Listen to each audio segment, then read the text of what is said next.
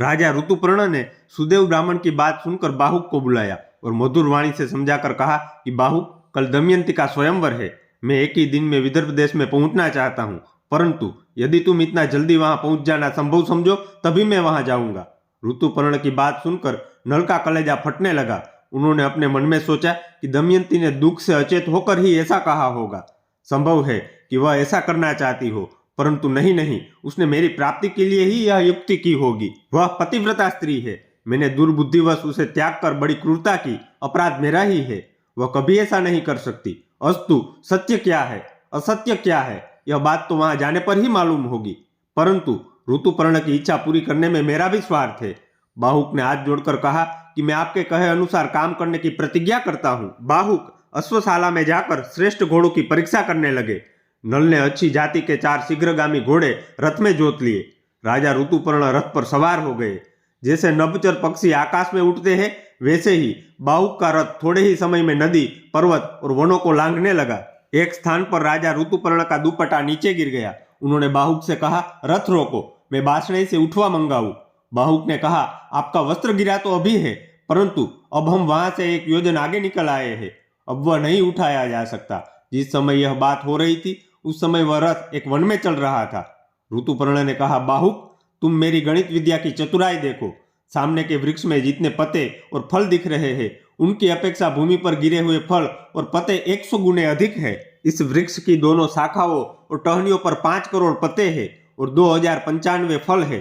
तुम्हारी इच्छा हो तो गिन लो। बाहुक ने रथ खड़ा कर दिया और कहा कि मैं इस बहेड़े के वृक्ष को काटकर इनके फलों और पत्तों को ठीक ठीक गिनकर निश्चय करूंगा। बाहुक ने वैसा ही किया। फल और पत्ते उतने ही हुए जितने राजा ने बताए थे। बाहुक ने आश्चर्यचकित होकर कहा, आपकी विद्या अद्भुत है, आप अपनी विद्या बतला दीजिए। ऋतुपर्ण ने कहा, गणित विद्या की तरह मैं पासों की वशीकरण विद्या में भी ऐसा ही निपुण हूँ। बाहुक ने कहा कि आप मुझे यह विद्या सिखा दे तो मैं आपको घोड़ों की भी विद्या सिखा दूंगा। ऋतुपर्ण को विदर्भ देश पहुंचने की बहुत जल्दी थी और अश्व विद्या सीखने का लोभ भी था। इसलिए उन्होंने राजा नल को पासों की विद्या सिखा दी और कह दिया कि अश्व विद्या तुम मुझे बाद में सिखा देना, मैंने उसे तुम्हारे पास धरोहर छोड़ दिया। जिस समय राजा नल ने पासों की विद्या सीखी, उसी समय कलयुग काकोटक नाग के तीखे विष को उगलता हुआ नल के शरीर से बाहर निकल आया। कलयुग के बाहर निकलने पर नल को बड़ा क्रोध आया और उन्होंने उसे शाप देना चाहा। कलयुग दोनों हाथ जोड़कर भय से कांपता हुआ कहने लगा, आप क्रोध शांत कीजिए, मैं आपको यशस्वी बनाऊंगा। आपने जिस समय दमयंती का त्याग किया था उसी समय उसने मुझे शाप दे दिया था। मैं बड़े दुख के साथ काकोटक नाग के विष से जलता हुआ आपके शरीर में रहता था। मैं आपकी शरण में हूँ, मेरी प्रार्थना सुने और मुझे शाप न दे। जो आपके पवित्र चरित्र का गान करेंगे उन्हें मेरा भय नहीं होगा। राजा नल ने क्रोध शांत किया। कलयुग भयभीत होकर बहेड़े के पेड़ में घुस गया। यह संवाद कलयुग और नल के अलावा और किसी को मालूम नहीं हुआ। वह वृक्ष ठुंसा हो गया।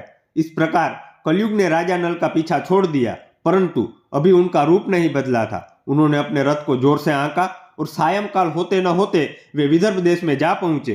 राजा भीम के पास समाचार भेजा गया। उन्होंने ऋतुपर्ण को अपने यहाँ बुला लिया। ऋतुपर्ण के रथ की जंकार से दिशाएं गूंज उठी। कुंडिन नगर में राजा नल के वे घोड़े भी रहते थे जो उनके बच्चों को लेकर आए थे। रथ की गड़गड़ाहट से उन्होंने राजा नल को पहचान लिया और वे पूर्ववत प्रसन्न हो गए। दमयंती को भी वह आवाज वैसे ही जान पड़ी।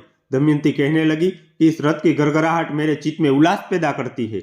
अवश्य ही इसको आंकने वाले मेरे पतिदेव है। यदि आज वे मेरे पास नहीं आएंगे तो मैं धधकती आग में कूद पड़ूंगी। मैंने कभी हंसी खेल में भी उनसे झूठ बात कही हो, उनका कोई अपमान किया हो, प्रतिज्ञा करके तोड़ दी हो, ऐसा याद नहीं आता। वे शक्तिशाली, क्षमावान, वीरदाता और एक पत्नीव्रती है। उनके वियोग से मेरी छाती फट रही है। दमयंती महल की छत पर चढ़कर रथ का आना और उस पर से रथी सारथी का उतरना देखने लगी। बृहदस्वजी कहते हैं, युधिष्ठिर, विदर्भ नरेश भीम ने अयोध्यापति ऋतुपर्ण का स्वागत सत्कार किया। ऋतुपर्ण को अच्छे स्थान पर ठहरा दिया गया। उन्हें कुंडिनपुर में स्वयंवर का कोई चिन्ह नहीं दिखाई पड़ा। भीम को इस बात का बिल्कुल पता नहीं था कि राजा ऋतुपर्ण मेरी पुत्री के स्वयंवर का निमंत्रण पाकर यहाँ आए हैं। उन्होंने कुशल मंगल के बाद पूछा कि आप यहाँ किस उद्देश्य से पधारे हैं।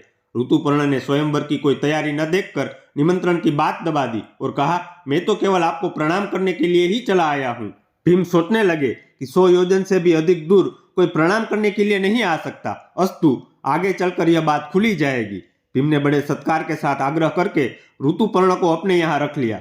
बाहुक भी बाष्णेय के साथ अश्वशाला में ठहर कर घोड़ों की सेवा में संलग्न हो गया। दमयंती आकुल होकर सोचने लगी कि रथ की ध्वनि तो मेरे पतिदेव के रथ के ही समान जान पड़ती थी, परंतु उनके दर्शन नहीं हो रहे हैं। हो न हो बाष्णेय ने उनसे रथ विद्या सीख ली होगी, इसी कारण रथ उनका मालूम पड़ता है। संभव है ऋतुपर्ण को भी यह विद्या मालूम हो।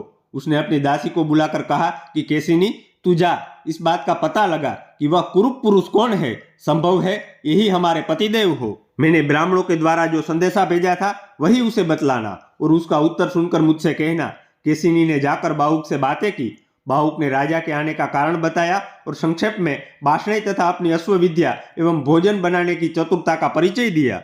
केसिनी ने पूछा, बाहुक, राजा नल कहाँ है? क्या तुम जानते हो अथवा तुम्हारा साथी बाष्णेय जानता है? बाहुक ने कहा, केसिनी, बाष्णेय राजा नल के बच्चों को यहाँ छोड़कर चला गया था। उसे उनके संबंध में कुछ भी मालूम नहीं है।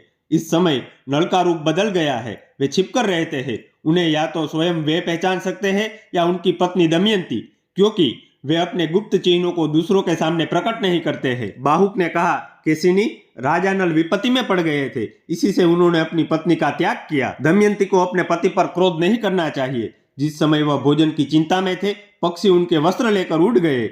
उनका हृदय पीड़ा से जर्जरित था। यह ठीक है कि उन्होंने अपनी पत्नी के साथ उचित व्यवहार नहीं किया, फिर भी दमयंती को उनकी दुरावस्था पर विचार करके क्रोध नहीं करना चाहिए। यह कहते कहते नल का हृदय खीन हो गया, आंखों में आंसू आ गए, वे रोने लगे। केसी ने दमयंती के पास आकर वहां की सब बातचीत और उनका रोना भी बताया।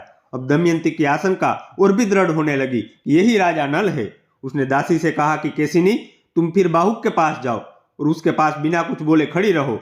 उसकी चेष्टाओं पर ध्यान दो। वह आग मांगे तो मत देना, जल मांगे तो देर कर देना। उसका एक एक चरित्र मुझे आकर बताओ।